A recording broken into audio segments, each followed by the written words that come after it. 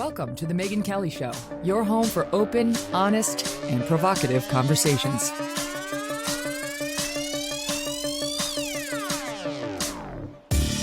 Hey everyone, I'm Megyn Kelly. Welcome to the Megyn Kelly Show. The rise of the ticked-off parent is now happening in one of the most liberal cities in America. And is it a harbinger of things to come? As Democrats face brutal new polls, they're bad. And they explain a lot about what's happening lately, including one that shows the president's approval rating dropping 12 points since August in California. California, believe it or not. Joining me now to discuss it all, the co-hosts of the podcast, Ruthless, which we love. John Ashbrook sitting in today. Josh Holmes is here, and the man known to us all as Comfortably Smug. Guys, welcome back. Hey, it's so great to be here. It's always awesome to be with you. Back. Wonderful. All right, John. So what's your story? You're usually off camera. How did you what happened? Well, you know what? Michael just doesn't care enough about your show to appear. And I was like, I'm gonna Michael, get him. Outrageous. We got to be here. But sadly, he has COVID and thought that was reason enough not to show up for your show. He did have COVID. We were concerned about the over the transom transmission to anybody involved in your show. And so off he goes. Thank you for looking out for us. Okay, so let's get into it because California has now finally gone red. It's incredible. That's how the Associated Press is describing what happened at the San Francisco school board, that this was a Republican revenge. Talk about missing the story. This had nothing to do with Republicans. That's what's so scary to the press and sort of the far left of the Democratic Party. This was Democrats giving the middle finger to woke Democrats and their policies in the bluest state in the union. Am I wrong, Josh? No, I mean, look, you're exactly right. But it's even more profound than that almost, Megyn. It's not just that it was a blue place. I mean, it's the bluest place on the planet, but it also was overwhelming, right? I mean, we're talking like 80-20 or 75-25 in favor of recalling these people. Every single neighborhood in San Francisco voted to recall. Hate Ashbury. Voted to recall. Hoity-toity. I mean, it doesn't matter what your politics are, right? I mean, they saw basically, I don't care what you believe in, left, right, or center. If you're seeing a grievous damage being done to your children, you care about that. And that's what these people were doing. It's crazy. I mean, they could only recall 3. They probably would have recalled the whole board if they could. They were only allowed to go after these 3, given the way the California law is structured. But they're gone. And you tell me whether the other members on this board and other school boards in California and countrywide now are scared, right? Like, does it scare them enough to abandon those far left policies we've seen in so many states? Or do they go more the AP way, which is, oh, those Republicans, they got their way, but not here in our state because we've been reasonable? I mean, I think that is a large part of what we've been seeing over the past couple of years is a demand that you adhere to their narrative, or else you're considered a far right radical. It's very clear. I mean, you just look at the registration numbers.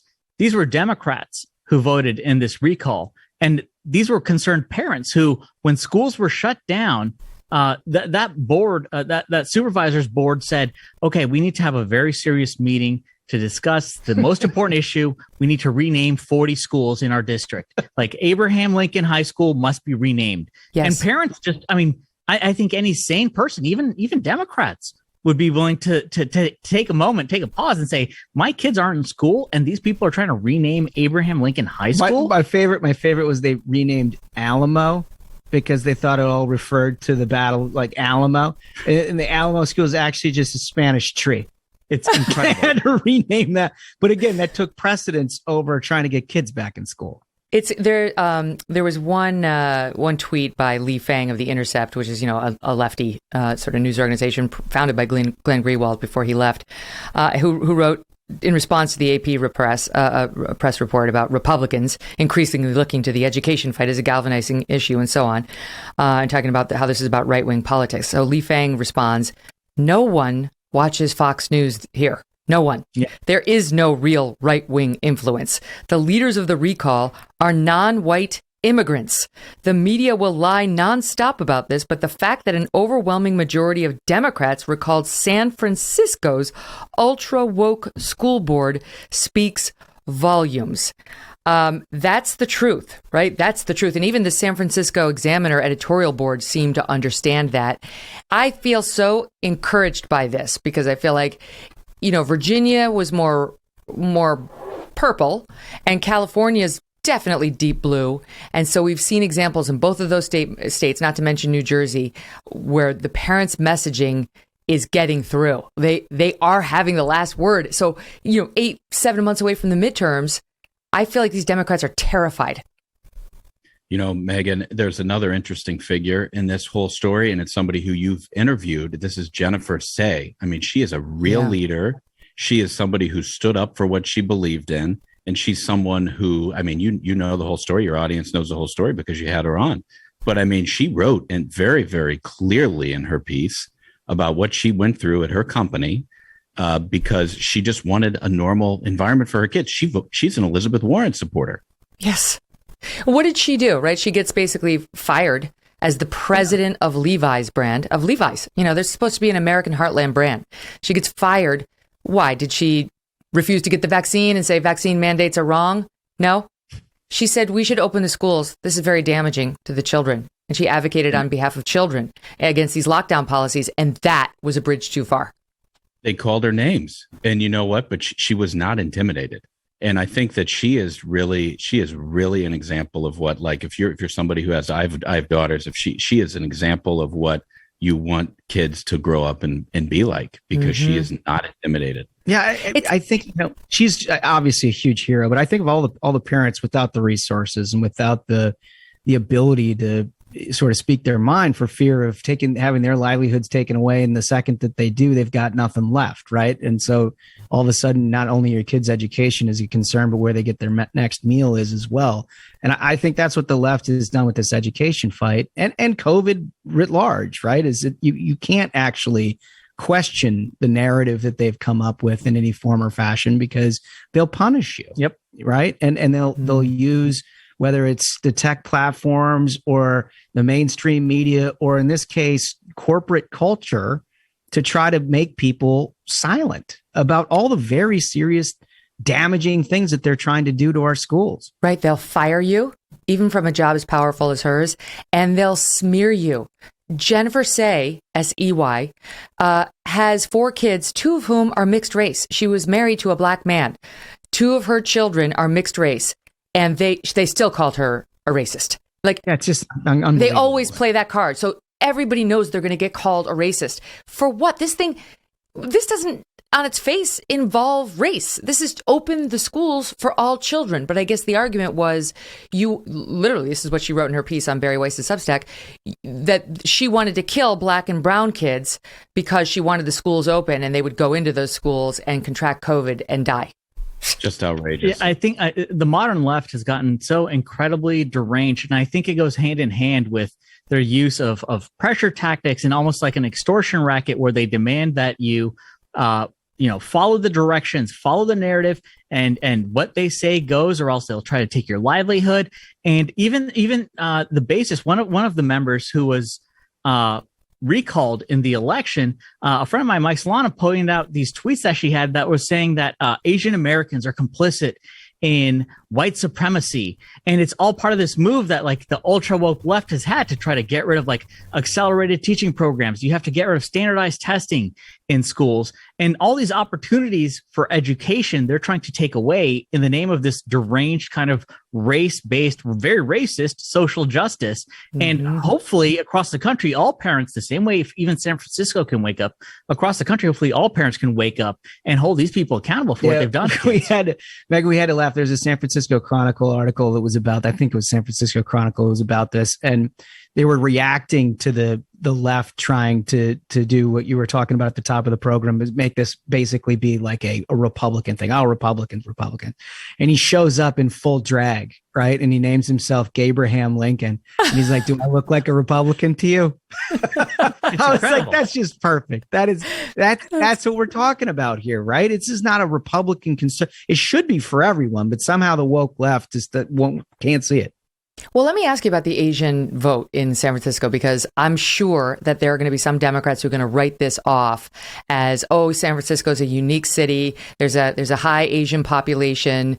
And the thing that they were most upset about was this school, which the school board was trying to change from you test in, you get in based on merit, to you get in based on a lottery system, because they wanted more black and brown students in there. And the message was effectively they wanted fewer Asians. And the Asian voters, they didn't like that. They didn't like the wokeness. They went to the polls. It wasn't a massive turnout, but it was for a school board election. And I wonder whether Democrats are going to make the mistake of being like, that's a unique community. That's not really on the ballot in, November 2022. We don't have to listen to that. Well, I think one thing that's becoming increasingly clear is that Democrats are not at all concerned with the actual needs of minorities in this country. The fact that you look at polling and 97% of Latinos don't want to be called Latinx, yet they continue to use that terminology. And modern progressivism is based upon the idea of just fracturing people. And here they're using racial lines because they know the accusation of racism is such a powerful tool for them. And for it's the so only long tool left in the toolbox. That's basically. That's What else do they have? But it's disgustingly shameful how they've completely blunted its force, right? Like they've overused it so much. Nobody listens anymore. It's like, okay, I know everyone's a racist. Jennifer Say, sure, she's a racist. Okay, she married a black man, had 2 mixed race children, but she must be a racist because she what checks notes, wants to open the schools for children. Oh. It's incredible. It's unbelievable. They're going one step further. They are literally filing lawsuits under the Americans with Disabilities Act to keep masks on kids. And yep. I am so outraged by this as a parent of a child who wears 2 hearing aids. And for the last 2 years, we're part of a society. Our schools has rules. They say you wear a mask. Okay, we're going to wear a mask. For the last 2 years, my own child has not worn her hearing aids because it doesn't work with the mask.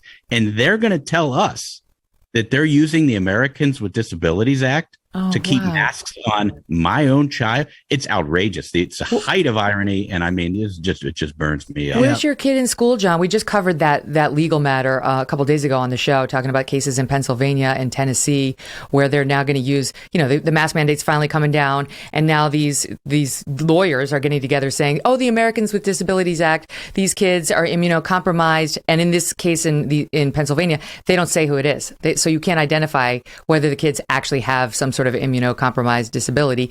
But one of the disabilities that they apparently did allege was ADHD, which last time I checked doesn't make you more likely to die from COVID. I don't even get the connection. No, they don't. It's just like everything under the sun, right? They just want to run up their numbers so they can say this is the number of kids who, you might die.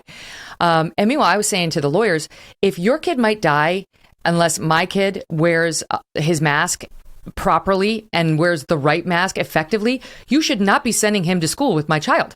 My kid is 8. Sense. My kid's mask is over by his ear half the day, and it's as thin as it can be, and it's protecting no one from anything. This was all just a theater that we had to go through to get him into school, and all of his little buddies are the same. So who are we kidding? But back to you. How old is your child, and where are you guys in school? Yes, so we're in Northern Virginia, and I think what we've learned is that the message, the narrative matters to them so much that they overlook the fact that life is a lot more complicated than their narrative would allow. Mm-hmm. And I think that we've learned that in very real terms. And, everybody's got a different situation, but, what we know is our own reality. And that is we'd like to put hearing aids back on our kid. And, what's she been doing? How has she been getting by without them? Well, fortunately, we're in a school where she's got great teachers. She's got great aides, but we're not the, we're the exception. Mm-hmm. You look across the country where the people are in these giant school districts and people don't have the services that our school district provides. And they're left without what they need, you know, and it just burns you up. It's shocking. You look at in terms of trusting the science, doctors, experts have repeatedly said that children are the group of our society least likely to suffer the worst outcomes from COVID. Yet they've been forced to live under the most egregious restrictions where even these Dem governors are trying to take credit. They're like, oh, I'm finally allowing you to have your life back and take a mask off. However, it still applies to schools. Like they will let restaurants and bars take masks off, but not schools. How in the world? I literally blows my mind. I can't figure this out. So now we can have open gyms, we can have open restaurants, we can have open office places and water parks and all of these things. But we can't. We got to have the masks on in schools, a place that it never should be in the first place. If it's not for teachers' unions and the corruption within the progressive left, how else could it be? There's no other justification. Randy Weingarten has got all of these officials by the balls. Sorry. Yeah. But she does. And they allow it. They just kowtow to her and the other union leaders. They don't give a damn about the children. That's why the masks will come off last in the schools. And now what the teachers say, we're hearing this out in California, where Gavin Newsom, to no one's surprise, bowed to the teachers' unions again. He's been forced to take off the indoor mask mandate, but not for the schools, because the unions objected, and his excuse was, well, the vaccination rate for the particularly young ones between 5 and 11 is still too low. You know why? Because parents don't want to give that vaccine to kids that young. They know they don't need it. So, and by the way, the unions are the ones saying those kids need to get vaccinated before they can take off the masks, totally ignoring the fact that the vaccine does not prevent the spread of Omicron, which is the dominant and really only variant left in America. 100% right. And they're also boxed into their own little reality echo chamber that doesn't exist anywhere else in the world, right? They just sort of reinforce these perceptions that all of them have about the disease and the danger of COVID. And like 95% of America's out living their lives and doing their thing. But like the only thing that they listen to is their little MSNBC primetime and talk to their union buddies about these sort of things. And maybe through triple masks over a Zoom cocktail party, discuss the problems that society has with some Chardonnay or whatever it is that they drink. And like none of reality seeps into their dumb heads.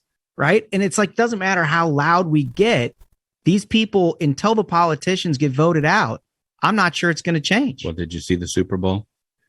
Every single superstar celebrity in the world, none of them had a mask. Right. Including the mayor of LA. These liars. The last time he was pictured without a mask said that he was holding his breath. Yeah. What happened to that? Did he hold his breath the whole Super Bowl? Super good at holding his breath. He's like a Navy SEAL, Megyn. He's amazing. Exactly right. I'm thinking of that movie, The Poseidon Adventure. He could definitely make it underneath that last, that water where they had to go under. Remember? With Ernest Borgnine? It was great. Right. But it's infuriating because we see all these celebrities having such a fun time. Screw you. There are little 5-year-olds who have to have the masks on and they don't need it. And they're less of a threat than a fully vaccinated adult, even though they're unvaccinated, less threatened by COVID. We ignore it. And now Gavin Newsom's like, oh, you know what the teachers union said? That's pretty reasonable. He said, I think that's reasonable. It's like Fauci, right? Fauci and Rochelle Walensky still, even now, saying the masks need to stay on. It's not time. It'll never be time for them. Did you see what Walensky says they're going to do within the next 2 months? She said, or 2 weeks, I'm sorry. She says that they are reviewing the mask rules. Do you know what happens within the next 2 weeks? State of the Union. There it is. There it is. So why would you set protocol around the science? That's the thing. When, when they say trust the science, it's political science. They 100% they look at the polling to make their decision making. And sadly, kids are under 18 and can't vote. But you want to know, they don't matter to these people. It's not just uncomfortable and shitty. It's the way that they operate and have operated from the very beginning. Do you know what else was according to not the facts on the ground, but a political end date? The retreat from Afghanistan. Oh boy, that's a great and that point. cost 14 Americans their lives. And I got to imagine that everything that they're doing has a severe consequence too. So it's, look, I like have fun and joke around about this stuff, but what these guys do by putting their political interests ahead of the interests of the American people have severe, severe consequences. And in the cases of 14 families across this country, the worst consequences of all. Mm-hmm. Wait, but you raised a good point there about the State of the Union. I mean, do you think, I hadn't actually put that together, do you think that the reason he's saying, not yet, it's a tough call, is really that it has nothing more to do with than he wants to be the one to have his big spike the ball moment at the State of the Union? America, I give you, I pardon you. I pardon you. Remember I mean, that? you remember Biden tried. He tried it last year. He tried to say, okay, everyone is free. We're going to have a happy summer. And then Delta hits, and then suddenly it's Merry Christmas. You're going to die. We're going to have a winter of death. Totally. That's exactly right. Rochelle Walensky crying. I mean, this administration can't do anything correctly. He's just praying to God he can have a moment to try and spike the football. But like to the point that John was making about whether you would hold this decision for the president to make it on the State of the Union. I mean, look, the parallel I was drawing is what they were attempting to do is on the 20th anniversary of 9/11, give the president his moment to say, I'm the one that ended this war. That's the timeline. Nobody else would retreat from Afghanistan in the middle of fighting season unless you had a political goal, not a logistical goal. And I think what John has outlined about the State of the Union fits perfectly with everything we know about the Biden administration. My God, when you think about it, it's all about him. I'm just thinking back now, it's like they admitted that they scaled back the BLM protests in advance of the election because they knew that they were bad for Democrat polling, that the American people don't like to see riots and arsons and lootings in the streets. So they scaled back on that. Why? Because they wanted Biden to win. And the Afghanistan thing, they wanted Biden to have his spike the ball moment on Afghanistan. And now this, right? We think maybe that they want to give him the big moment in the State of the Union, and the children must suffer, and our Marines must give their lives, and people's businesses have to be burned down because he's got to get the timing just right to help him. And by the way, I'll give you another example, naming the fact that he's going to choose a black woman as his Supreme Court justice, which totally undermines the choice, whoever she is. And it didn't need to be said. He could have just kept saying, I'm going to pick the best person for the job. And if I can if that person happens to be diverse, so much the better. But it was about him. He wanted to spike his numbers. He wanted to please James Clyburn. And so he insisted on going out and cutting out this woman's legs from under her, whoever she is. It's always about him. That's a great point. It is a great point. You know what? Just it speaks to his delusion as much as it does anything else, because the idea that any of this stuff is actually going to help him is insane. His numbers. What did we find out? He's like all-time 30 lows. Something. Yeah, all-time lows. 34, something like that. Every battleground state, he's double digit underwater. It's unbelievable how terribly he's polling. I mean, he's like stage 3 cancer with independence right now. It's unbelievable. I mean, it is unbelievable. He's in the 20s with independence. 23 was the number with independence. The idea that any of this is actually going to help lift him out of it is just completely delusional. It's like it's as delusional as the idea that he's going to come up and stand at the microphone and deliver a complete sentence. I mean, and it speaks to the priorities of this administration. Like everything they do, all their priorities are based around how can we make this shambling guy look good, as opposed to how do we make groceries more affordable for the American people? How do we make sure gas prices aren't out of control? They canceled Keystone XL the first day Biden's in office. Their interests aren't with what matters to American people. What actually is a problem for their families. Their interests are how do we make this idiot look good? But do you think that this could work? And I definitely want to get further into the polling with you guys in a minute. But do you think in the same way, that the rollback of some of those BLM protests before the vote, they thought that would help them. And I don't know. I mean, maybe it did, right? It certainly would have been less helpful to him if they'd been going on all the way through the vote. Could this work too? Here we are. I don't know. This is February and the elections are in November. So 8 months away. Like, will people forget what they did to our children and what they did to us? I certainly hope not, but I think it's why all of us has to stay vigilant in talking about it, right? Because look, the reality is that campaigns do matter, or you wouldn't run them. Mm-hmm. And there's going to be a huge effort by Joe Biden and the Democratic Party and all of their friends and allies in the media and in basically the entire, for lack of a better word, establishment of content creation in this country to try to shape history and try to change the narrative about what's happening. You can see them already talking about how some of these mask mandates and COVID vaccine mandates have gotten us to the point where we can get out of this. That's their narrative. They worked. Yeah. And I mean, they're working really hard at it. But I mean, for those of us, particularly those of us with children, we're not going to forget, right? We're never going to forget what these people have done and what they've put us through and the tin ear and deaf ear that they've shown us when we tried to explain what a problem this would be. So I don't think they're going to get all the way back. I think they can probably try to staunch the bleeding, but it's really incumbent upon us and people like us to keep talking about it, or otherwise these people are going to try to change history entirely. And I think an important part of that is you could see the way that there was this like sea change among Democrat governors of trying to be like, oh, you know, we're gonna let you get your lives back. We're gonna start relaxing the mask mandates. Like we should be on their side. Like, oh, it's nice of them to let us do that. No, what the lesson is, they should be held accountable for doing that for so long. Yes. These kids. It's not about forgiving or being like, I'm happy that this politician is starting to listen to people. It's no, they should be held accountable for the decisions that they've made that have cost kids. I mean, you look at so many studies that are saying that there are kids who won't recover from the damage that's been done to them academically and developmental wise by wearing a mask when it was completely unnecessary for kids their age to be masked. And we should hold these people accountable in the elections. They shouldn't be like, give them credit for relaxing them. No, you don't say, say thank you for me letting you have your rights back. No, exactly. How dare you take them away in the first place?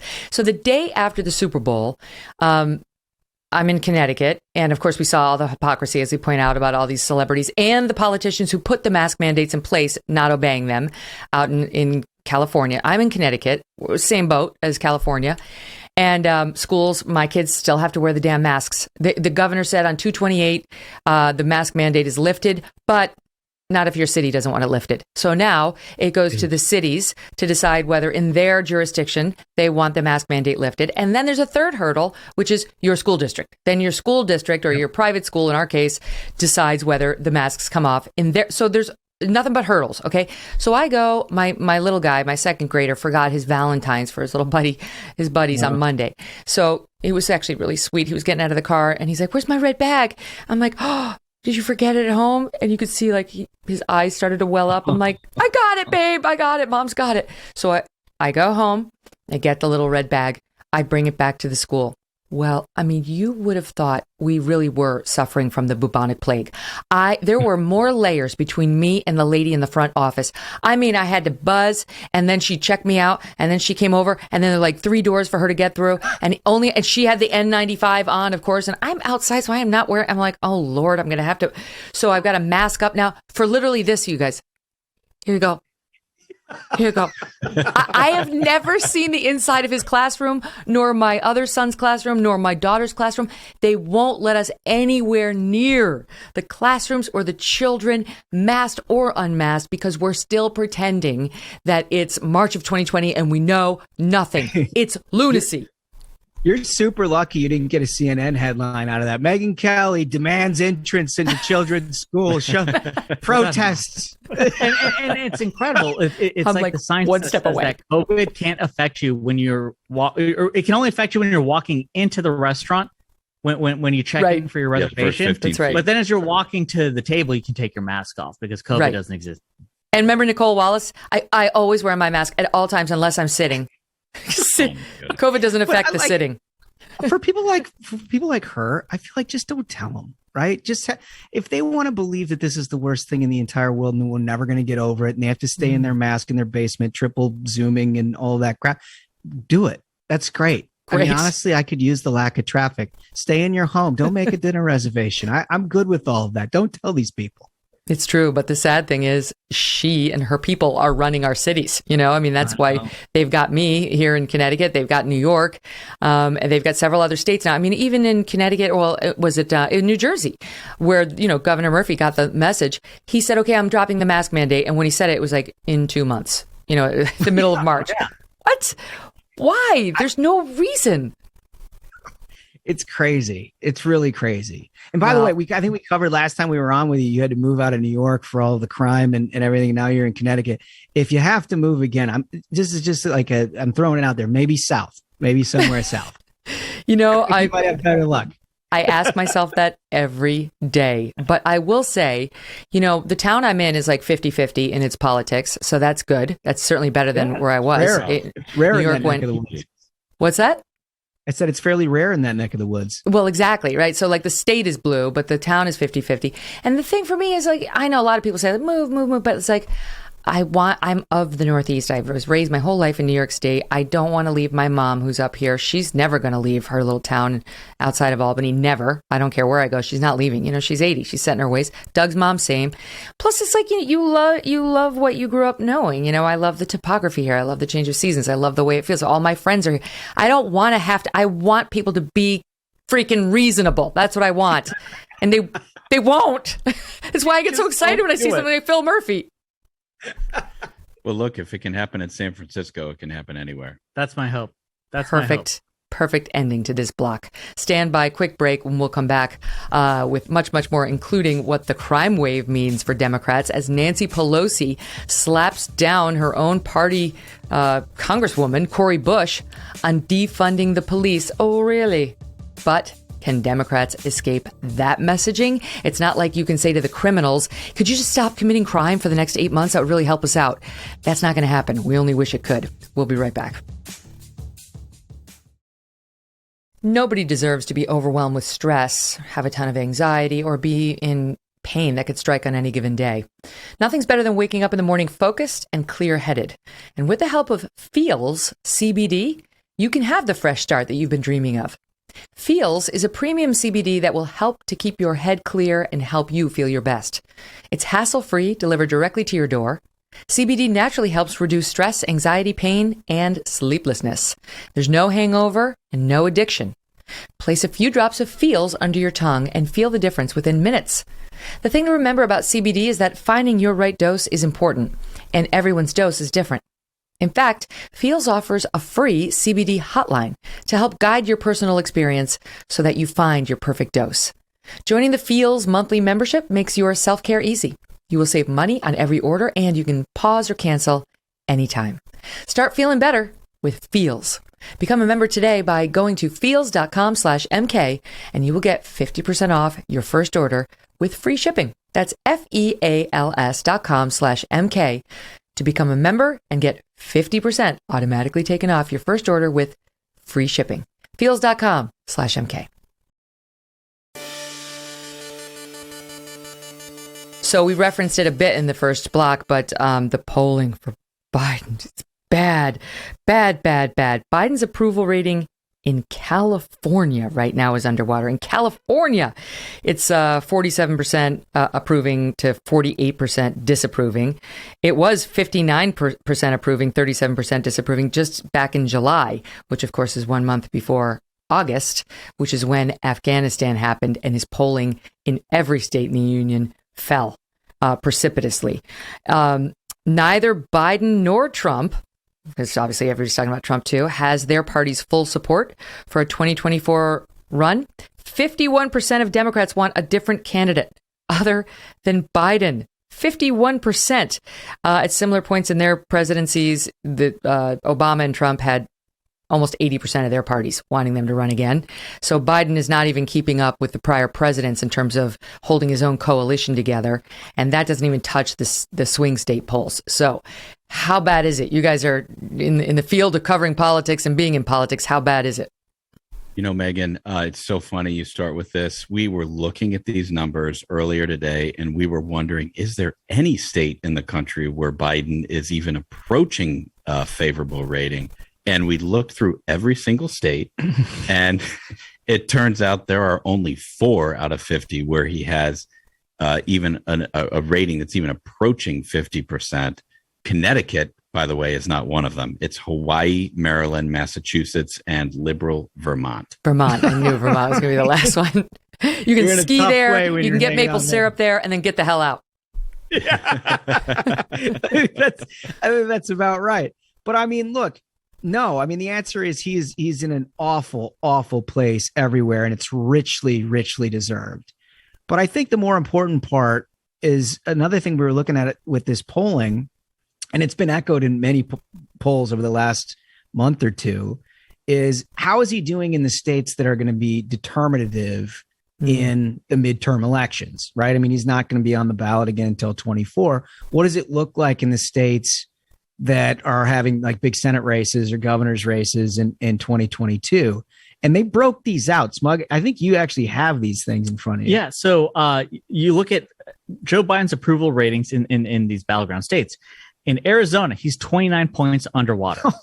That's amazing. Georgia, 26 points underwater. Nevada, 23 points underwater. North Carolina, 23 points underwater.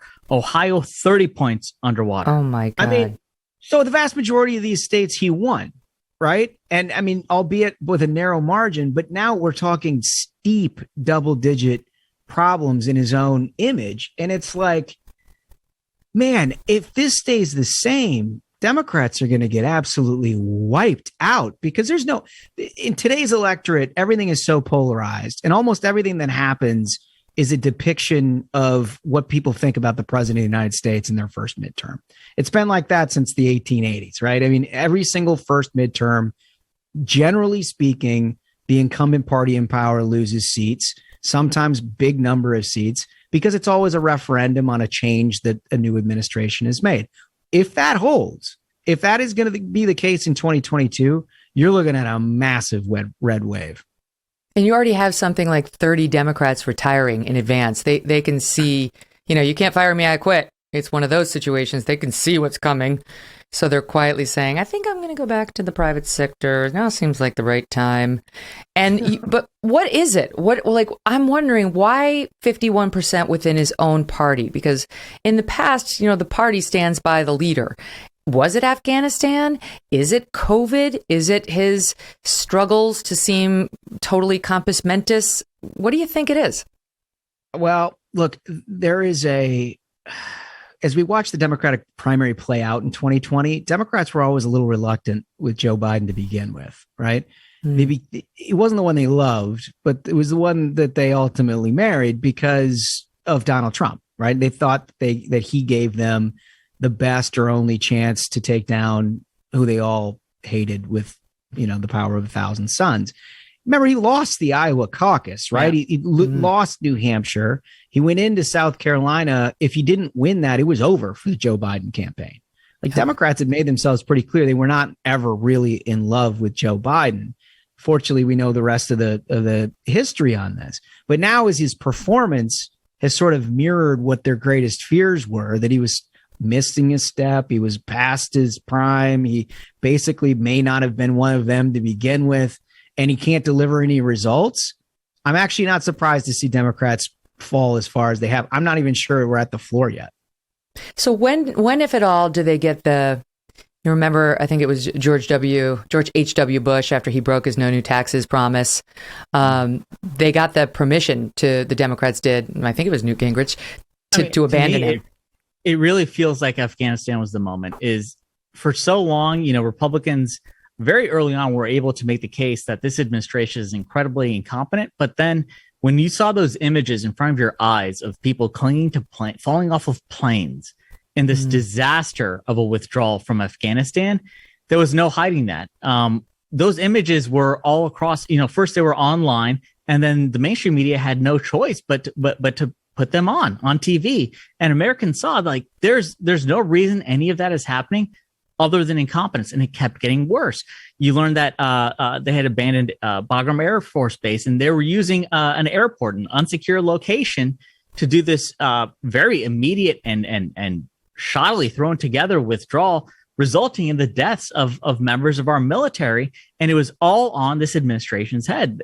I think that was the beginning of when there was no way that the administration could try to push a lie to the American people that, are you going to trust us? Or are you going to trust your lying eyes? It became very clear that this administration is incredibly incompetent, didn't know what they were doing, is in over their head.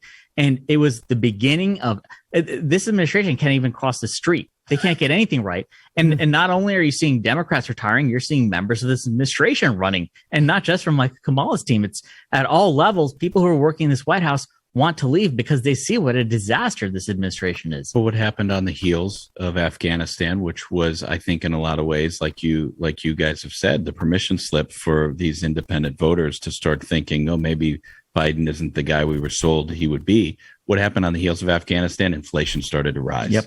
And it became the dominant story through the fall. And it really shaped the final quarter of 2021 in a way that I don't know how they pull themselves out of. That's exactly right. Ultimately fell. They tried denying, I remember around the 4th of July, they denied that inflation existed. and then it picks up speed, and then they said, well, this is transitory, and then some even tried saying actually inflation is good, and it has continued at this pace while they're trying to push this like trillions of dollars spending package on these woke policies that they want. The American people, it didn't connect with them that how is this administration focused on the things that I face, rising gas costs, the cost of groceries. How are they concerned with my family and what I'm facing on a day-to-day basis? Smug, you skipped over the phase of don't be such whiny little bastards. You should enjoy inflation. Oh, absolutely. That was a key one. Right? Yeah, it's your fault things are going wrong. Remember that? Shut up about your Peloton bikes. That's what this is. This is genocide. Ron Klain was trying to be like, this is rich people problems. Inflation's a rich person problem. What was their version of Jimmy Carter's turn the heat down and put on a sweater? Yeah. Right? Yes, It was like, that's right. Drink wine, just get deal on with Peloton. it, right? Just deal with it. Right. Meanwhile, Bernie was like, I'll do it. Oh, wait, I already did it. To the point you were just making, there was a CNN poll on February 10th talking about who approved, who disapproved. And the numbers were equally bad to the ones we're talking about. And then they asked those who were disapproving of his overall performance if they could name a single thing he had done that they approved of. And of those who disapproved, 56% said, I cannot think of a single thing he has done that benefits the country. They had nothing positive to say. Nothing. That's a stinger. You know what? I think his problem is. I think he just doesn't control enough of the mainstream media. I think that if he had every broadcast network and if he had every newspaper at his beck and call, maybe people would actually understand what he's done for the country. Yeah, it's the unfair coverage. I think that's primarily. It's so funny. Like you saw the priorities. Like the White House is like, we got to get rid of the Joe Rogan show. There can be like no voices outside of what they demand the narrative be. It's not like they are trying to solve the problem. They just want to silence anyone pointing it out. But it still doesn't work. And it still doesn't. I mean, that's the thing that's so amazing about this. John has said forever, the easiest job in politics is a Democratic press secretary, right? Because like anything you come up with, whatever bullshit story you want, it's like in the front page of the New York Times the next day. But somehow, even with all of that, everybody's just like, nope. Not having it. We're not having it. Well, I think you're right that the economy is pushing a lot of these numbers in states like Ohio and so on. But the other thing we haven't talked about is crime.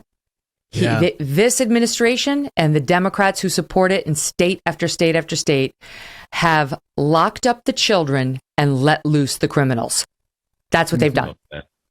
Exactly and you feel it. I don't care what they say. I see my kids not going to school and doing remote schooling and then doing the masks and then sitting behind the plexiglass and all that crazy nonsense and then having to quarantine for 10 days because somebody that they were, within 6 feet of got COVID, right? And Omicron, which does nothing to the children anyway, right? So like we've all seen that happen, and we've seen night after night there are the most disturbing reports, and it crosses all social classes. The rich are getting it, the poor are getting it, the black are getting it, the white are getting it, the Hispanic, like it doesn't matter. Asian, everybody's getting attacked on the subways, in their apartments, in front of their homes. There was the woman who, forgive me, her name is escaping me, but the very well-off woman married to somebody in the Hollywood industry was attacked in her driveway, just completely. Oh, yeah. She was killed in the most brutal fashion. So my point is, people see it, and the news has no choice but to cover it. And that's why we have people like Nancy Pelosi trying to sound like Tom Cotton. Here she is. Right. Cori Bush, Congresswoman from Missouri, is saying it's time to defund the police. He's sticking by that. You're the speaker. How do you think Democrats should address rising crime? Well, with all the respect in the world for Cori Bush, that is not the position of the Democratic Party. Community safety, to protect and defend in every way, is our oath of office. Make no mistake, community safety is our responsibility. And I quote one of my colleagues from New York, Richie Torres, a brand new member of Congress, way on the left, saying that defund the police is dead. That causes a concern with a few in our caucus, but public safety is our responsibility. You laugh. You'll miss her when she's gone. I mean, here's the thing. With respect to Nancy Pelosi, Cori Bush has far more sway in that party than Nancy Pelosi does. You saw a great example with the rent moratorium which the Biden administration was going to let slip. And then Cory Bush says, we are absolutely not going to let the rent moratorium pass. I don't care if the Supreme Court knocks it down. Cory Bush went and slept on the Capitol steps. The eviction moratorium. Sudden, what happened? The Biden administration, cried uncle and did what she asked. Nancy Pelosi has no pull on that caucus. What she says is not the message that's going out, not just from Cory Bush, but you're seeing across the country with these radical progressive district attorneys who refuse to prosecute crimes.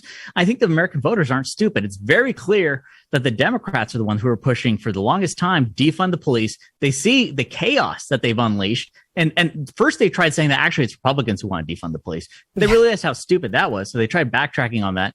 And now they're saying, oh, no, absolutely. We never said that. But do you remember after the last election, after the 2020 election, there was, I can't remember her name. You guys remember? Is it Jackie, like Spamberger is what I want to say. It's not right. Yeah, but Virginia Congresswoman. Abigail Spamberger. Oh, actually, okay. I did all right. All I could think was Hamburglar.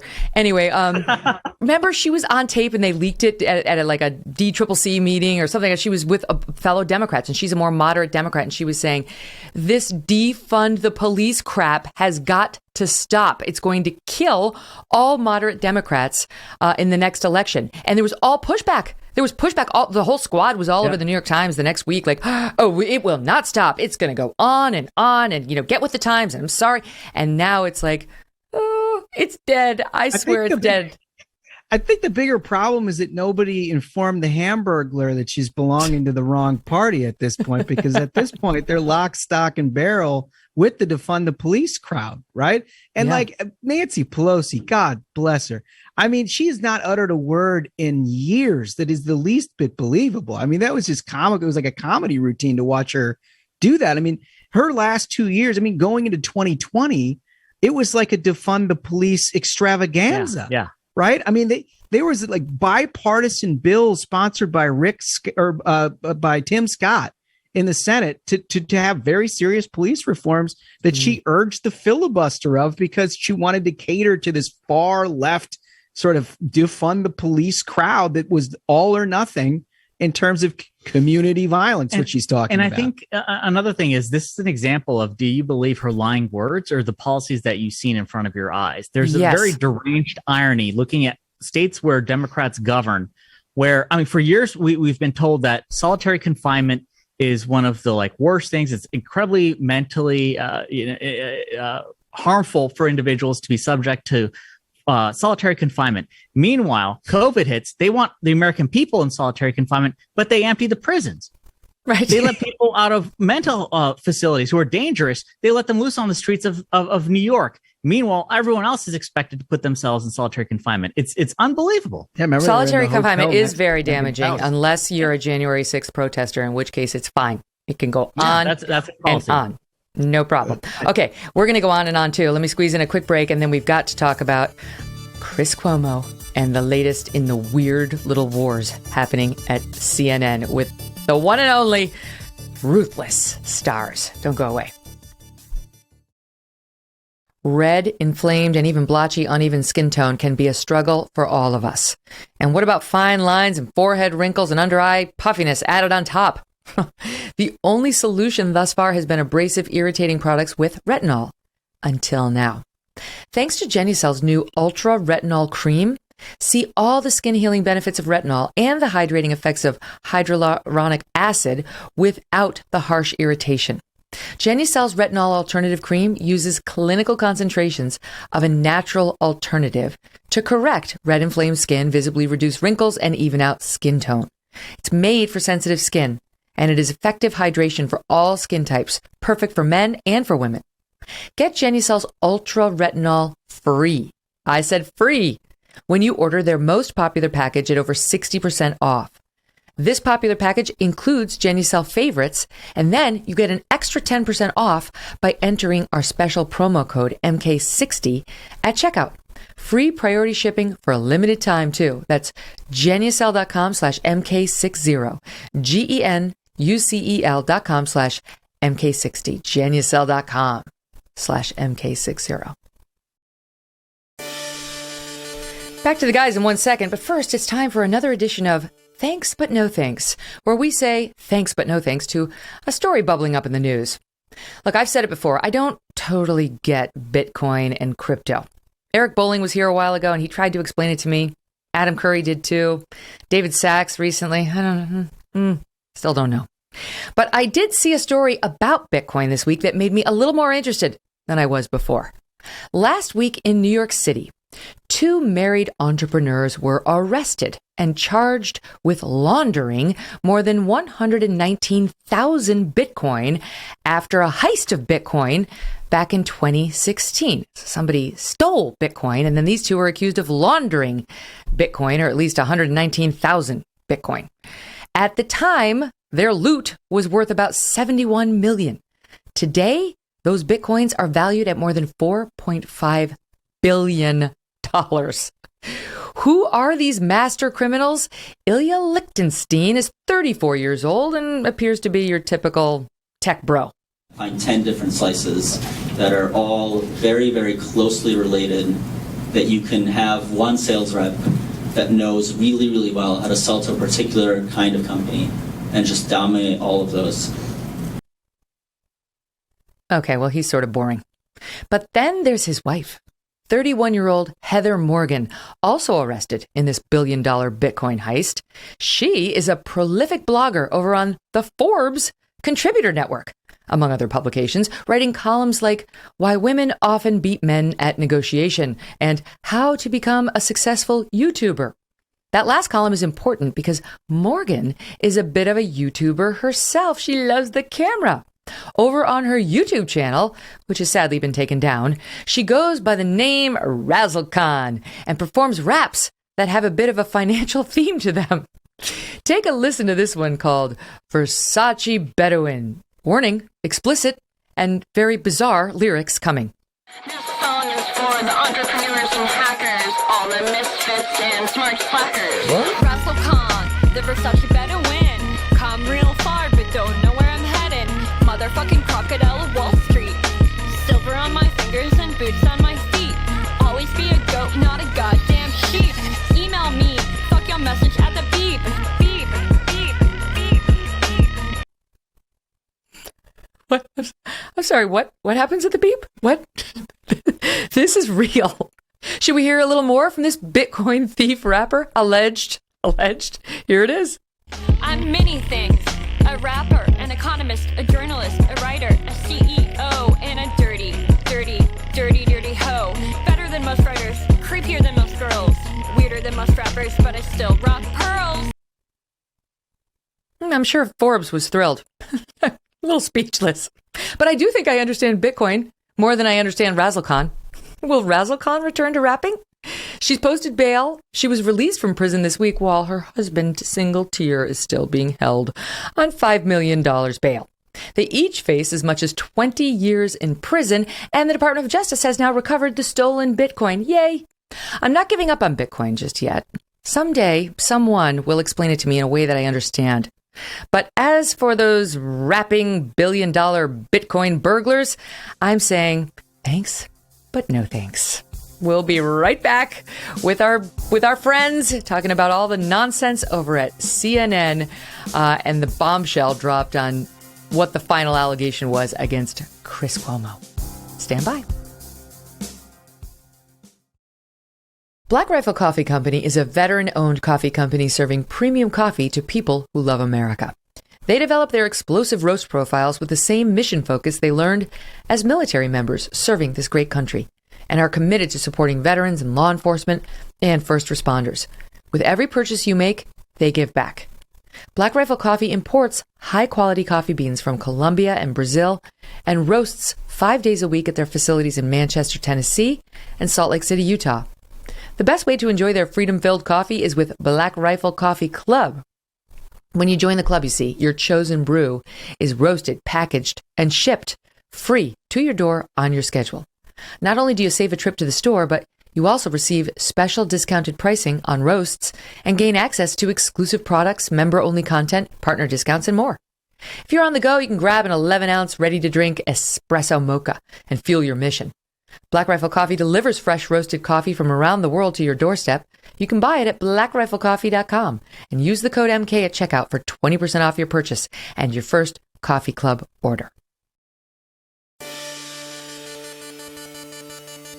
So of all the coverage in the Cuomo saga at CNN and Jeff Zucker, yada, yada, yada, you guys did the very best thing I've seen or heard anywhere. You know what you did. You know what you did. Wait. Knocking the pipes. Yeah, for the audience that's not familiar, so the story involved the revelation that Jeff Zucker had been having a long-term affair with his underling, Allison Gollust, who was in line to become the next CEO. And they claimed it just started during the pandemic, but a lot of reporting, including my own, puts the affair way, way back farther than that, which would be more problematic because he was promoting her up the line, giving her raises while he was sleeping with her. Just should be on its face, obviously unethical, but some people need help over at CNN understanding it. Okay, so one of the bizarre facts that came out in the reporting was that he had moved her, or let's just say she had moved in right above Jeff Zucker and his wife and his children, the same very swanky Tony apartment building on Fifth Avenue. How did she afford that? Let the viewers decide. She and her husband and her kids moved in right above him. And so his affair partner, if they were having the affair back then, which is what I and others have reported based on our sources, they were one floor away from each other while their spouses were right there having an affair and working together. I mean, this is how bizarre and bad this whole thing is. And I was shocked, and a lot of people were horrified. And the guys at Ruthless handled it as follows. When I hit play on my previously downloaded Ruthless podcast that morning, and this is what I heard. Listen to these geniuses. Hey girl, what you doing down there? Dancing alone every night while I live right above you. I can hear your music playing. I can hear your body swaying. One floor below me, you don't even know me. I love you.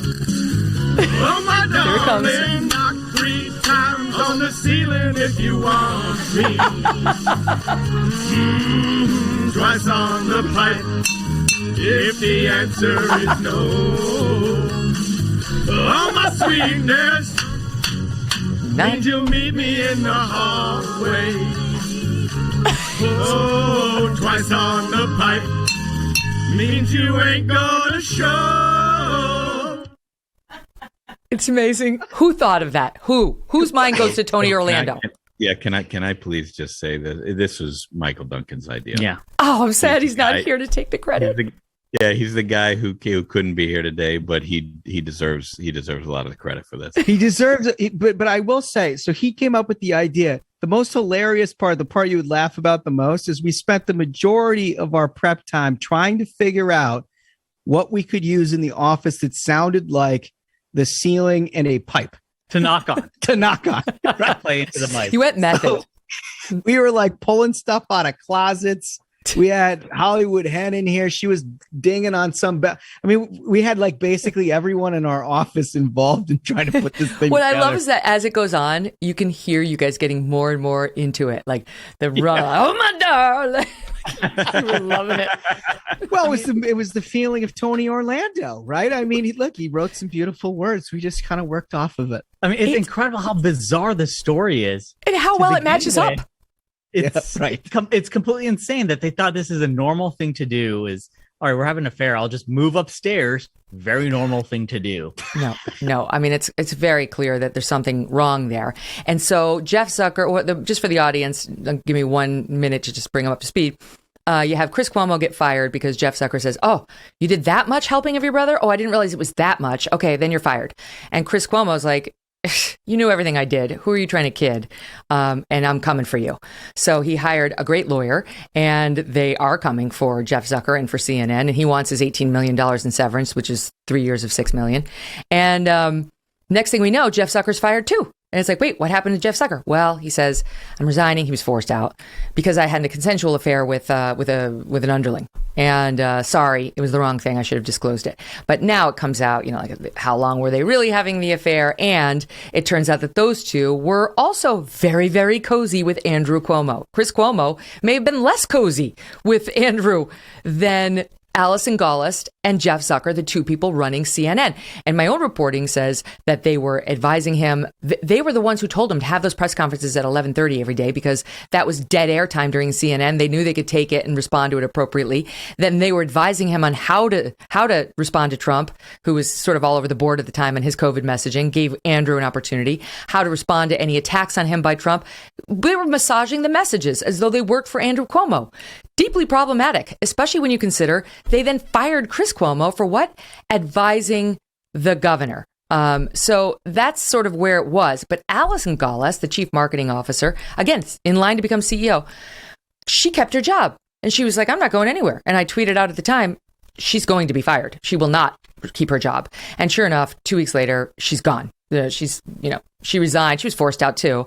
And she's playing the victim, saying, oh, they released it before I had the chance to release it. I cannot believe that they are retaliating against me this way after 9 years of service.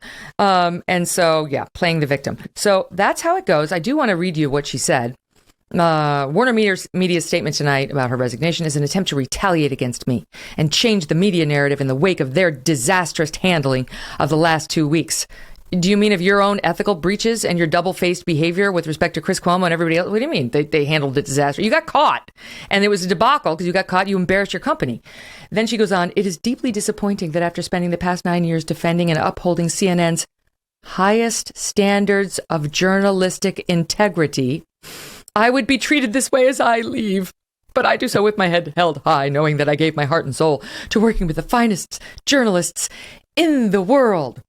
So she was upholding the highest standards of journalistic integrity when she was reportedly, I mean, actually, this is, I reported this out myself, calling up his staff, yelling at them if they wouldn't give her direct access to Andrew, for whom she worked for a stint as well, yelling at him so he could come on CNN when she wanted him, so they get the biggest ratings boost possible, so she could help him massage his message and look good and become an even bigger star in the Democratic Party. Sure, journalistic integrity. You go, girl. You go all the way out the door. Well, that's the thing is, I think actually Chris Cuomo has a really strong case here for wrongful termination. When they say they fired him, he'll say, I'm being fired for helping elect Democrats. I thought that was the job description at CNN. That's what we do here, folks. How are you going to fire me for this? I mean, to be honest with you, that's the exact thing I was thinking of. Like, the whole thing is evidence for why being a Democrat press secretary is the easiest job in town, because the names of the people we're talking about here, it's a Democrat press secretary. It's the guy who runs a major cable network. It's one of the hosts of the major cable network. And it's the governor who the press secretary used to work for. And you wonder why Republicans are like, oh, gee, Democrats sure have it easy. It's so true. And can I tell you why something smells like? I still have questions about why Jeff Zucker ultimately fired Chris Cuomo. He stuck by him originally, and then incremental details came out from the New York State AG. I mean, they weren't good. It was that he was allegedly helping with Oppo research on one of Andrew Cuomo's sexual harassment accusers, something Cuomo denied. But that's when Zucker said, okay, it's more than we knew. It's a bridge too far. You're gone. And now what they're saying, and what was clearly a Jeff Zucker, Allison Gollust placed New York Times hit piece on Chris Cuomo, is there is more. It was this thing that got short shrift in the media, but it was the thing it was the straw that broke the camel's back. And it was this 11th hour allegation that came to us while we were deciding his fate from a lawyer representing a young woman. The lawyer's name is Deborah Katz. The young woman remains anonymous. She's a prominent sexual harassment lawyer who claimed that years earlier when Cuomo was at ABC, it was 2011, he had allegedly sexually assaulted a woman. A young temporary ABC employee. They said the woman was hoping for a full-time job, according to this lawyer making the allegation. One day after Mr. Cuomo, quoting from the Times report, an anchor had offered her career advice, he invited her to lunch in his office. According to the letter, interviews with the woman, and emails between her and Mr. Cuomo, which the Times reviewed. When she arrived, there was no food for the alleged lunch. Instead, Mr. Cuomo badgered her for sex, and after she declined, he assaulted her, she said. She ran out of the room. Later that day, the woman, who was still seeking a job, tried to smooth things over by writing Mr. Cuomo friendly emails. So clearly, if he ever speaks to this more robustly. He's going to say, I did nothing to her. Look at these nice emails she sent me later that very same day. Does this sound like a woman who's been assaulted by me in my office? And, we've seen that pattern play out many times. Sometimes women do that, send the nice email because they're just panicked, they need a job. And sometimes they lie. It hasn't been adjudicated. The Times interviewed 5 friends and former colleagues who said this woman did indeed tell them that Cuomo had made unwelcome sexual requests. She said that only in the past year did she begin to tell people that Mr. Cuomo had also assaulted her, which she hadn't previously divulged because it was private and painful. All right, so that's her story. She told people, but she only told half the story. Again, this would be part of his defense, saying her story's changed. Now that I've fallen on hard times, she decided to add to it. She's pissed off. I didn't give her a job, whatever. This is why we tend to let these things play out more fully with lawyers or what have you before we fire people. And it goes on from there saying that then, in the height of the Me Too uprising, after Lauer went down and Charlie Rose went down, Mr. Cuomo, Chris, contacted the woman, seemingly out of the blue. He proposed arranging a CNN segment about the company where she now worked doing public relations. The woman tried to avoid any contact with Mr. Cuomo, but CNN did ultimately broadcast a segment anyway. The young woman suspected he was concerned about her coming forward publicly and was basically trying to curry favor with her to keep her quiet during the height of Me Too. So none of this is good. And if he did that, he's disgusting on so many levels. So many levels. But I will say in his defense, guys, how could that have been the last straw? There was no investigation. There was only a lawyer writing a letter. Yeah. Who happened to be the lawyer, if I'm not mistaken, who represented Blasey Ford in the Kavanaugh allegations. Yes. Which I knew that name. Yeah. Who, if you play that out, that the facts didn't exactly support her client in the end. So, she has a habit of bringing these kinds of things. I don't know whether or not this was truthful or not. I'm certainly not going to make judgment on that, but you're right. It was the first allegation of that. The thing that would surprise me, though, is that in that piece, that's the only thing. It was like a bolt of lightning that came into CNN's office. It was like, oh, we now know that he's got allegations of sexual impropriety. I mean, I'm looking at a New York Times opinion piece entitled "Chris Cuomo Sexually Harassed Me," September 24th, 2021. That's 2 months before we're talking about this. Shelley Ross. So I'm trying to figure out what you're trying to figure out, exactly how this all became the tie that they used to sort of throw him overboard when all these other things are happening concurrently. Especially when it comes to Zucker, because that mention of Matt Lauer is perfect, because Matt Lauer was like, the protege of Zucker when Zucker was at NBC. He was very much known to let Lauer have the run of the place and do whatever he wanted. He was fine with it then. So for Zucker to be disgusted by this all of a sudden, it's a real commonality if you look at it. Yeah, I think it's no one's ever dug into that. No one has ever taken a hard look at what did Zucker do when Matt Lauer was running around harassing all the interns, some of whom I've interviewed on the air.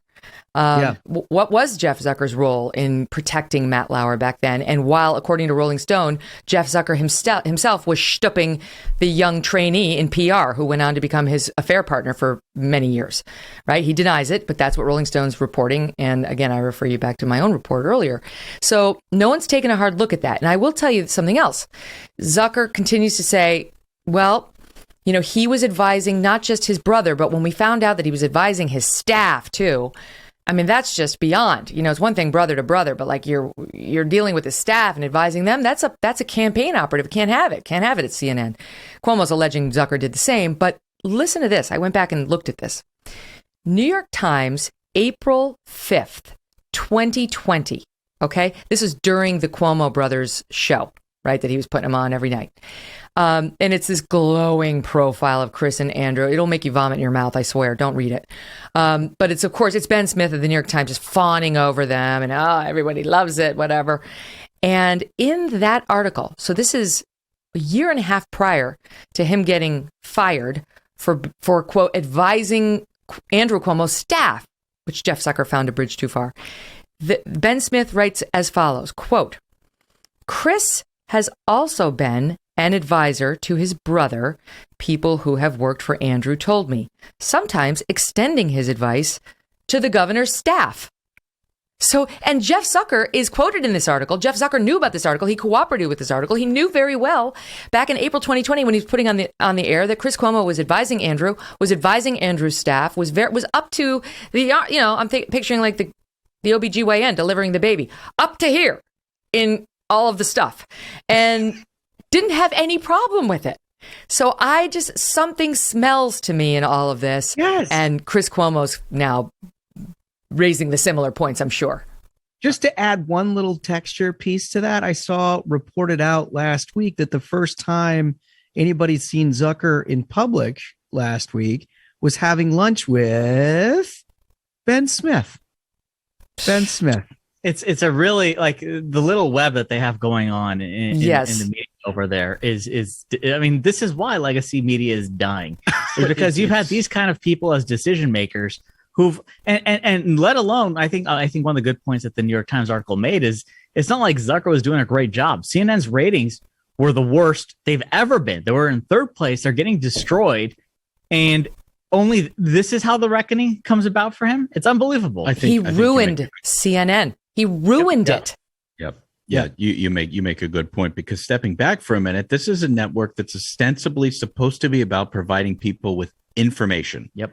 Giving them an understanding. People have jobs, they have lives, they have kids, they have things going on. And so they turn on TV to find out the who, the what, the when, the where, the why, the how. And that's it. And what they've been fed is complete propaganda for one party, for the brother of one of their hosts.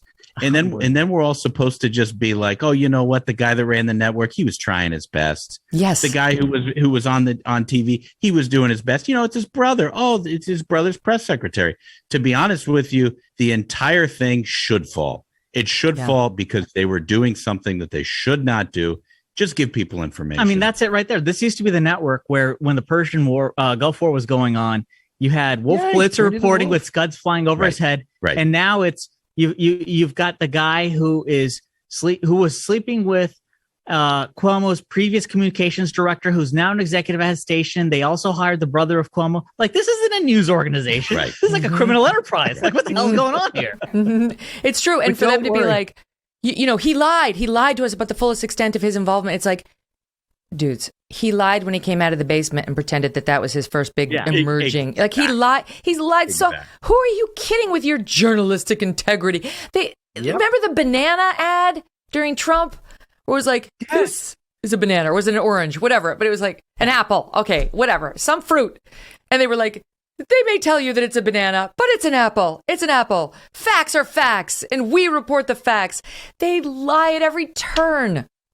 Everything was a lie. I mean, they dedicated 3 years of network time to doing nothing but trying to explain how Russia had hijacked the 2016 election in concert with the Trump campaign, that we should all look through every various detail of this in perpetuity every single day, when now we know all of it was complete horseshit. Yeah. Right? I mean, there's no apology from them. There's no apology from them. No, not even an acknowledgement. Not even a correction, like going back and saying, okay, we got this wrong. Okay. So, and that leads me to, the current blackout on the John Durham motion that dropped last Friday, right? So John Durham, special prosecutor, who's looking into how this Russiagate conspiracy theory, which was a lie, got spread so willingly by so many at the highest levels. And one by one, he's picking people off. And one of the guys he indicted was this guy, Michael Sussman, not long ago, a lawyer who came into the FBI in, I think it was 16, and said, I got some information for you on Trump communicating with this bank. I think he's communicating with this bank, and it's bad. It's coming from Trump Tower. And the FBI was like, do you represent anybody? Do we need to know whether you have a conflict of interest? And he was like, me? No, I'm a concerned citizen. I'm Michael Sussman. I just want to do the right thing. Gee willikers. Why would you think I'd represent somebody? Meanwhile, according to reports, the FBI already knew They knew he represented the Hillary Clinton campaign, but it was not disclosed, and now he's been charged with lying to the FBI. So in a motion, it was about a conflict of interest with the law firms involved. John Durham says last Friday, oh boy, Michael Sussman, he was up to no good. He basically worked with some tech executive. It was basically a tech executive the story's so convoluted. But as far as I can tell, and you guys jump in if you think I get it wrong, because the reporting's been diametrically opposed in the right wing and the left wing. He had access, this tech executive, to servers at the executive office of the White House and also at Trump Tower. And it's not that he impermissibly accessed the servers. It's that he used his access to gather information, and then he took that information to the CIA to try to make Trump look bad. And then who did he use? Michael Sussman, right? He didn't. And the reason they use lawyers, by the way, is so that they say, oh, well, attorney-client privilege will cover this. They can never pierce it. Hillary Clinton is a lot of things. Stupid is not on the list. And so they use Sussman, use the lawyer, attorney-client. So he went in there and he's like, hey, look at this stuff. There are Russian communications with a Russian smartphone coming out of Trump Tower and out of the executive office of the White House. And I think you should look into it, given, what they're now saying is, given the fact that the Russians had hacked the DNC during the campaign and all that, we were just concerned. Again, gee willikers, we're just concerned citizens. You should look into this, sweet little FBI and CIA. And what Durham is saying in the indictment is, it was laughable that if you actually spent 5 minutes to look at what they were presenting, it was like phone communications that had been happening since 2014, with some Russian phone. I mean, it's just people have them. It's like not a thing. And that they wanted to direct our attention to 3,000 that had happened around Trump Tower. But meanwhile, there were millions that had well predated Trump entering the White House, and on and on. So just a smear campaign that they were trying to orchestrate against Donald Trump. Okay, so that's my long-winded explanation of what I think is happening. But zero coverage from those who were breathless about Russiagate for 2 years. It's unbelievable. This storyline blotted out the sun for 2 whole years. And you're talking about it, Megyn. We're talking about it on our little show. The New York Post wrote about it. But did it lead the New York Times this morning? No. Did it lead the Washington Post? No. Did any network news broadcast cover it? No. And I'm telling you, this is part and parcel of why people do not trust mainstream media, because there is no journalistic curiosity. There are reporters out there who actually are curious, but their corporate overlords are saying, keep your curiosity to yourself, pal. We are not interested in it. We need to protect Democrats. I mean, I think this is a case study in journalism, because you look at the motivation that Sussman had is, I know if I can just create this fake setup and present this, that I'm taking this to the FBI, and I leak just that it's being investigated by the FBI to the New York Times, I guarantee they run with it. And they did. And then you have when Durham says anyone would look at this for 2 seconds and know it's fake, the fact that it persists for 2 years is because there's no journalistic curiosity. No journalist actually tried to figure out, hey, this is kind of ridiculous. Instead, we had Time magazine that was like covering the cover with the White House is being taken over by Russia. They run with a narrative. They don't run with facts. They don't investigate anything. Where is this coming from? What's the motivation of the source who's telling me this? Oh, they seem to work for Democrats. Oh, they're paid by Democrats. Oh, but they all work for Democrats. I mean, that's the other piece of this, is that half the intel community was on payroll either at MSNBC or CNN, whether you're talking about Clapper or Brennan and the rest of them. I mean, it was a huge moneymaker. They were all over there. So they didn't need to do much, right? I mean, you just kind of bring this thing to light, and all your people, all your Clintonistas, which make up the better part of the deep state, and it's real, folks, it's real. They make up the better part of the deep state, can just go with it, right? I mean, this one's particularly pernicious for a lot of reasons. We don't know enough about it yet. I'll say that, Megyn, that like the Durham report and more indictments need to happen before we have definitive conclusions. But what we do know is this guy that you were talking about, this tech executive, Rodney Jaffe or whatever his name is.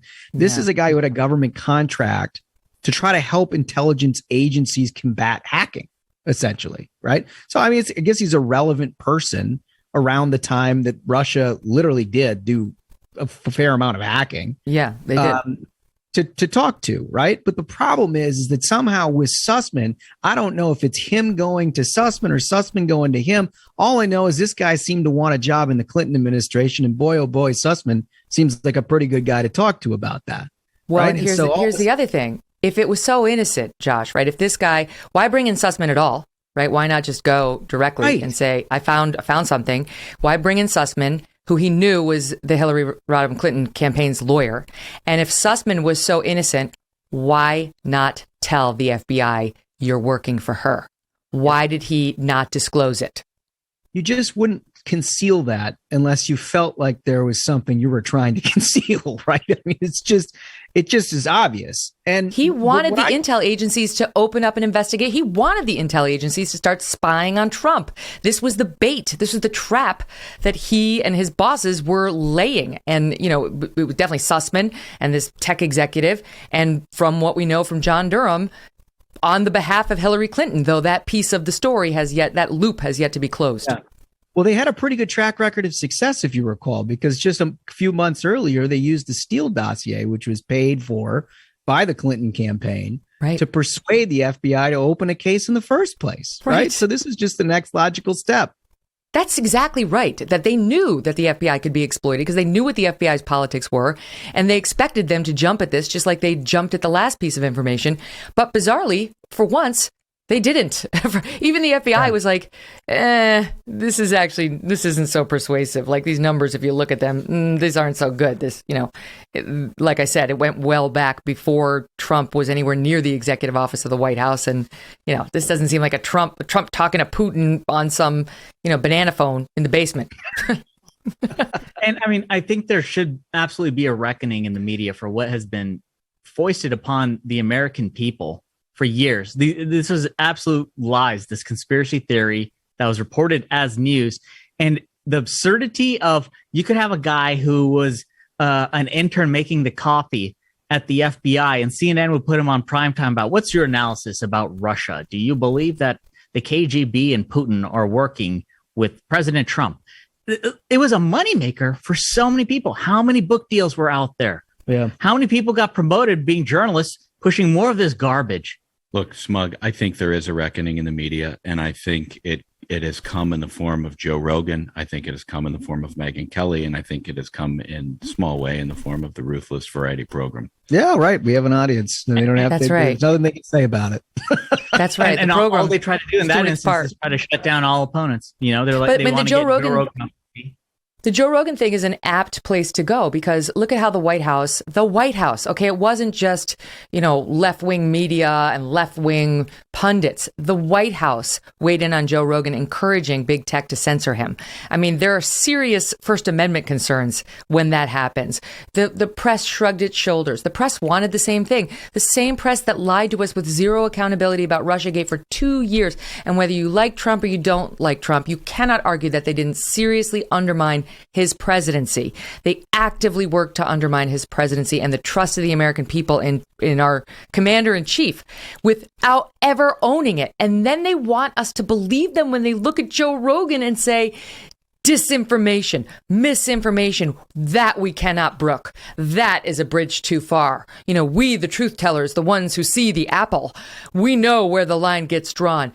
No one believes you anymore. Yeah. Well, I think that the scariest thing that's happened in the last couple of years is the consolidation of power amongst the media, which considered itself the champions of the First Amendment, titans of business, tech industry, all the purveyors of information in this country to basically become state actors, right?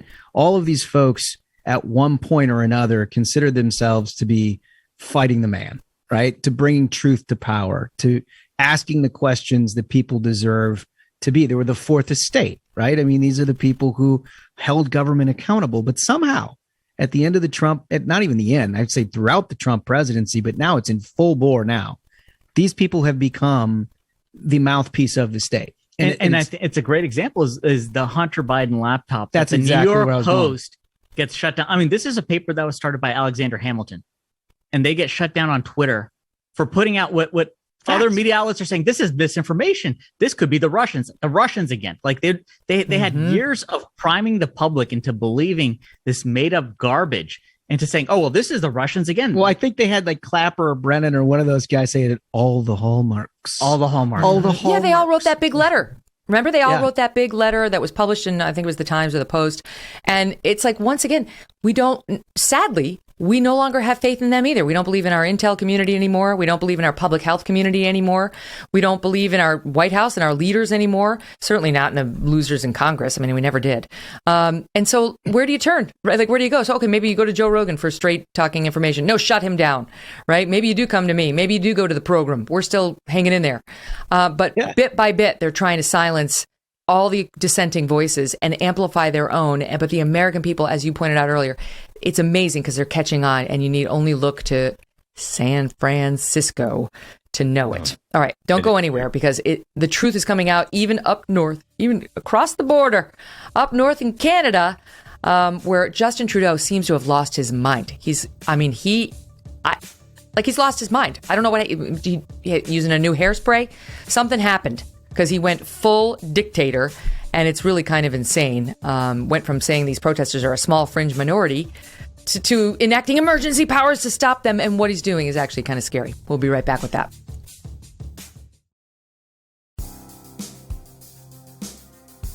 So let's talk about our neighbor to the north, Canada. Justin Trudeau has lost his ever-loving mind. The man who marched with the BLM protesters, actually took a knee with them, absolutely loved those protests, has now treated these guys I'm not going to say it's Tiananmen Square all over again, but it's a little scary. I mean, it's what he's doing. So here is what he's decided to do. Invoked the Emergencies Act, which is, doesn't sound good. The Emergencies Act, and it's the first time they've done it in a half a century, that he had repeated assurance, he'd offered repeated assurances that the act would not be used to suspend fundamental rights, but indeed it has been. He's banned public assembly. Police across the country will now be able to seize the trucks and all vehicles in the blockades. Demonstrations that, quote, go beyond lawful protest are now banned.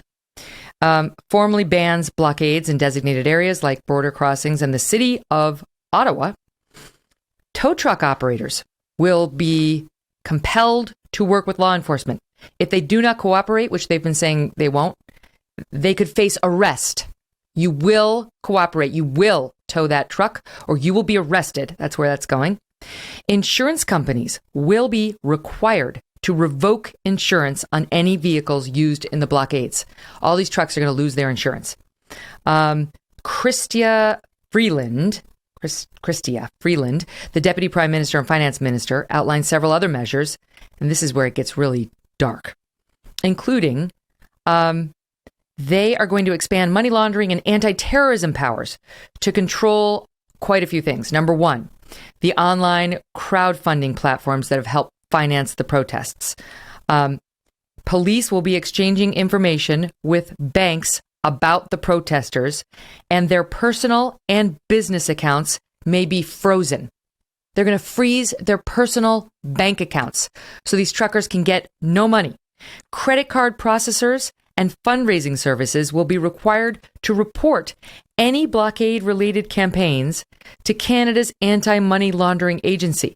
So if somebody makes a donation, right, and you get it on your credit card or whatever, they've all got to rat out the truckers. And on it goes. I'm terrified that this can happen in a country so close in terms of its, civil liberties, at least, its general approach to them, as ours. Megyn, it's just unbelievable. I grew up in Ohio, and my buddies and I, we just always sort of considered Canada as America's hat. And, you look at it right now, and these truckers are absolute leaders. They are leaders in their country. They're standing up for what they believe. Here they are just trying to provide for themselves and their family, and they're being told, no, you're not allowed. And what this guy, Justin Trudeau, is doing is absolutely outrageous.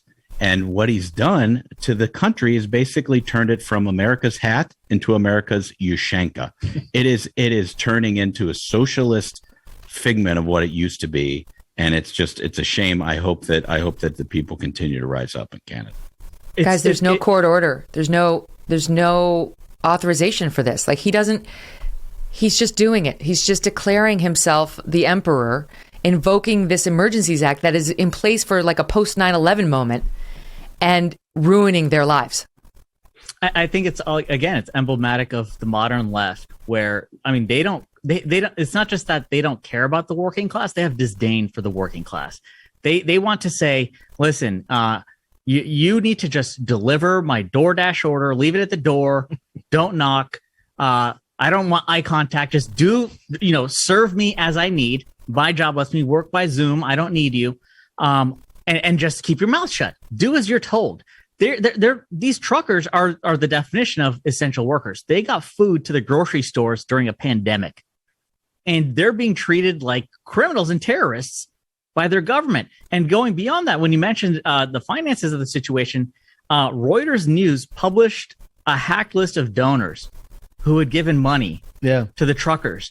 And some of those are business owners. There's an article in the Ottawa Citizen about a lady having to close her shop because she's been getting so many threats and attacked for her name being put out there as donating to these people. It's unbelievable. Did you see the Washington Post is reaching out to these people on the hacked list? And I kid you not, I see that you donated $40 to this fund to help these truckers in Canada. How do you respond? $40 from the Washington Post. Are you kidding me? It is unbelievable to me that they're doing this. There was a similar situation in Cincinnati last fall. The Cincinnati Enquirer, the local newspaper, put on the front page of their website the home address and the name of a middle-class family who had the temerity to give $20 to a school board candidate. This is outrageous bullying from the media, and we need to stand up. Yeah, and journalism used to be afflict the comfortable and comfort the afflicted, and it's the exact opposite now at this point, where they work hand in hand with the state, and they're willing to act as their enforcers and crush those who oppose them. I mean, the guy is trying to take the trucks and finances of people who are the lifeblood of a country during a pandemic. It's unbelievable. And let's keep in mind, what are the truckers asking for? What is this over? The Canadians have had enough. They've reached their breaking point. They're tired of the draconian restrictions they've had up there. And Justin Trudeau didn't care. The restrictions up there have been almost Australian-like in their severity. And so these truckers were the ones to finally say, we've had it, because they implemented a vaccine mandate. 90% of the truckers are vaccinated, but they were going to basically say to the remaining 10%, you take goods into America, good luck coming back into Canada if you don't have a vaccine. You're going to have to quarantine for 2 weeks. And they realized this is absurd. That's what this started as. And I get it's problematic to block the bridges and all that. And, I think you can make a good case that it's not the same thing as burning people's stores and murdering people like we saw during BLM, which, of course, our media completely excused in the latter case. But I get, some lawlessness there. So, yeah, maybe you find a way to sort of remove the trucks there.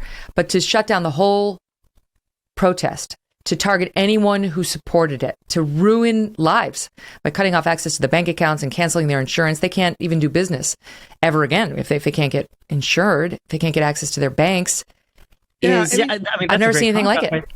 Right? You've got fiery but mostly peaceful versus honking is terrorism, and their assets should be frozen. Yeah.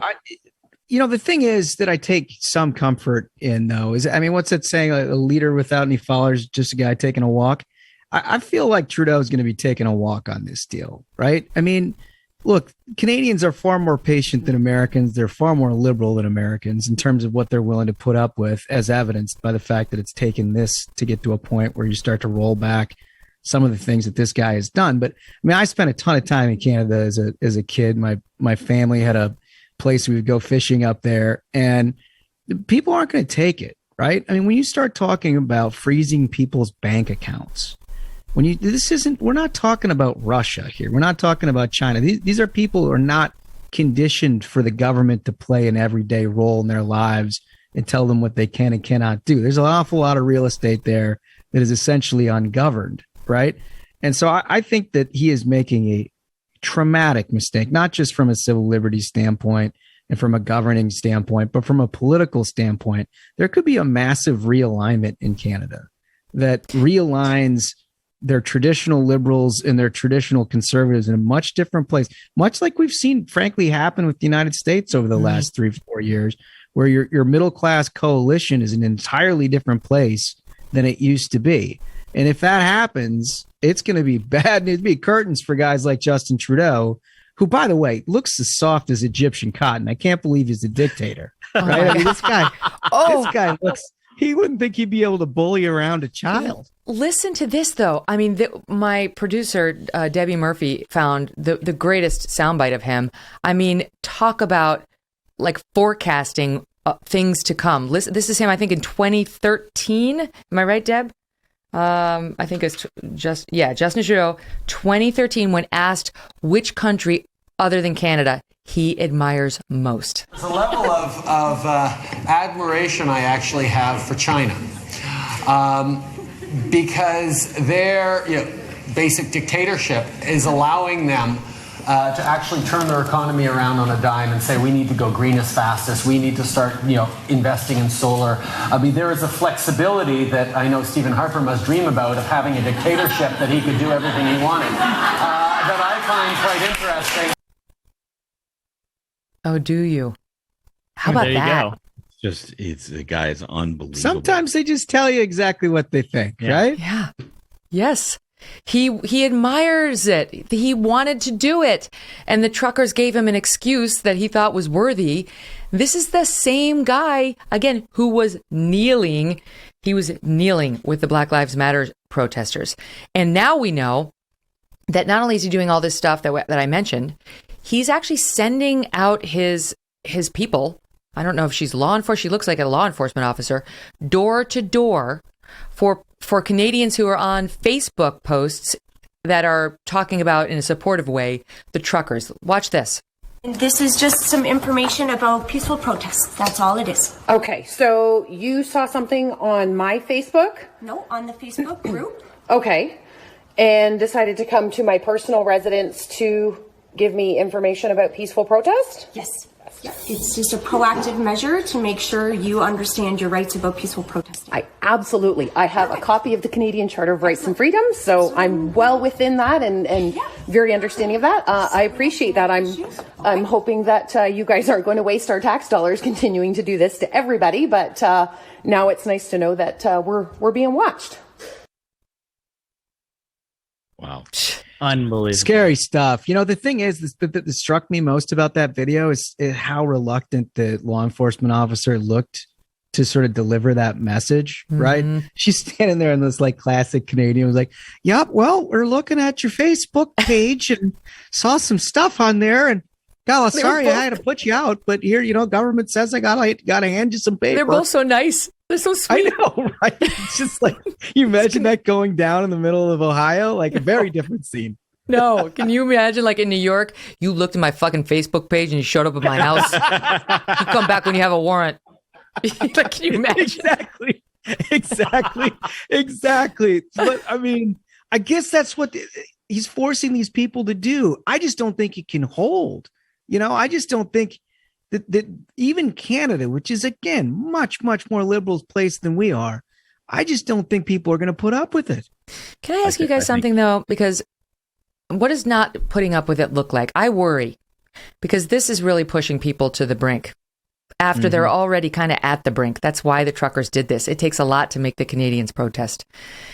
They've lost jobs, they've lost careers, their kids haven't been in school, they've been suffering and so on. All they get, like we get here, is guilted when they try to speak up. They've been called racists for what? Just because they convened the trucks. One person had a flag with a swastika on it, and I was listening to the Morning Wire, which is the Daily Wire's morning news show. It's like their answer to NPR. And there was the organizer of the Canadian protest was saying that guy was wearing a mask and a hat, and his face was totally covered. That one guy with the swastika flag, and everybody else who's there is barefaced. So why wasn't he showing his face, right? He was suggesting maybe it was a false flag operation. Who knows? But that one guy doesn't represent all these truckers, these thousands of guys who are out there, trying to make a point about freedom.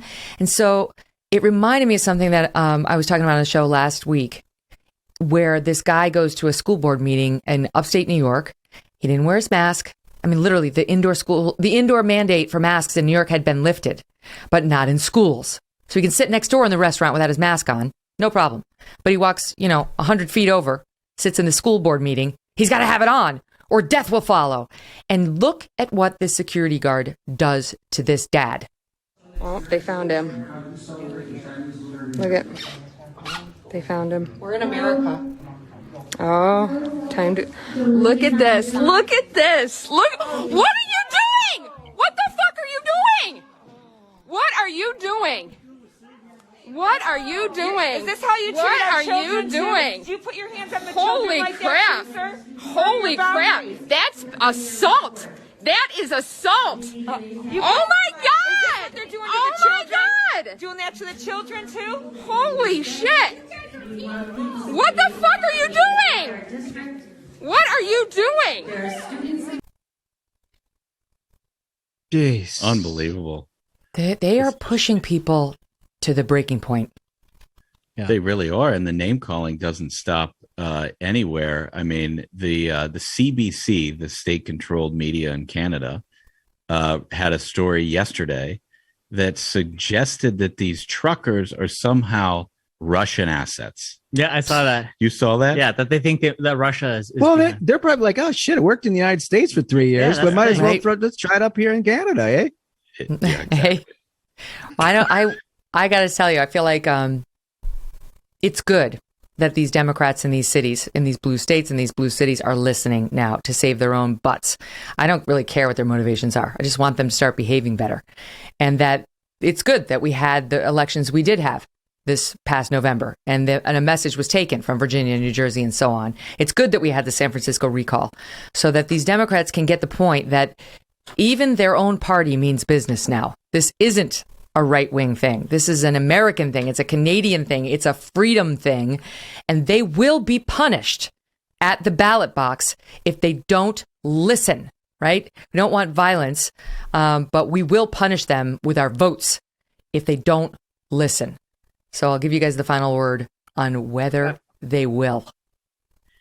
I mean, look, there's going to be an element of the modern Democrats who are only sort of focused on their own power, right? Well, they'll try to change anything to just stay in power, and it's sort of your neoliberal corporate Democrats. And like you said, whether they change for the right reasons or not, changing is fine.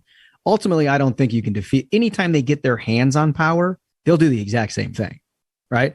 You really have to not only beat them at the ballot box, but consistently beat them at the ballot box, and not be duped into believing that somehow there is better motives here.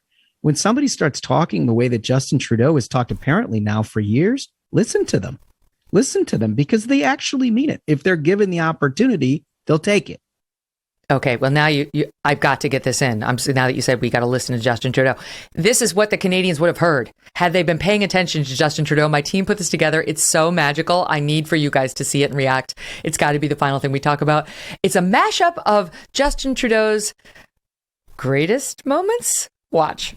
I will never apologize for standing up for an LGBTQ2 plus. And what do you and your family do to cut back on plastics? We have recently switched to drinking water bottles out of when we have water bottles out of a plastic. Away from plastic towards paper. Like drink box water bottles, sort of things. I actually never take selfies. Everyone else takes selfies. I don't take selfies. Maternal love is the love that's going to change the future of mankind. So we'd like you to look into we like to say people kind, not necessarily mankind. If people want to wear a mask, that is okay. It prevents you from breathing or speaking moistly on them.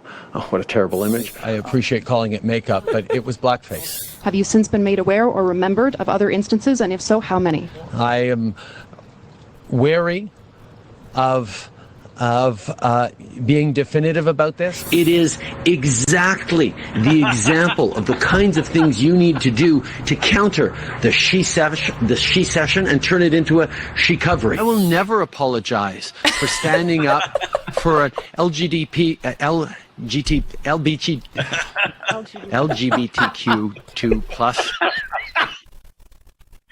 It's the greatest. That is all time. It's an all-timer. You guys can steal it if you want. Incredible. That's the best one, isn't it? She covery. You've done your greatest work. That is fantastic. That's incredible. You got it. It's laugh or cry. Let's choose to laugh. Love you guys. You're the greatest. Look forward to listening to more of the program. Thank you so much. Thanks for having us. See you soon. And we'll be right back with just a bit more. Don't go away. All right, don't forget, tomorrow we've got Dr. Helen Fisher here to talk to us about the science of love. She's fascinating. And I want to tell you, in the meantime, go ahead and download the show on Apple, Pandora, Spotify, Stitcher. Go to youtube.com/Megyn Kelly to subscribe. And leave me a comment on Apple, and I will read it. This is one of my favorites in recent days. Doug, a different Doug, writes, I think you ought to change your tagline for the podcast to the best line ever written in any movie script, especially because it is from your beloved Willy Wonka and the Chocolate Factory, and it reflects what you and your team do every single day. Welcome to the Megyn Kelly Show. So shines a good deed in a weary world. Doug in Atlanta. Your other Doug, he writes. Thank you, Doug. Please comment. Would love to hear from you. In the meantime, have a great night. We'll talk later.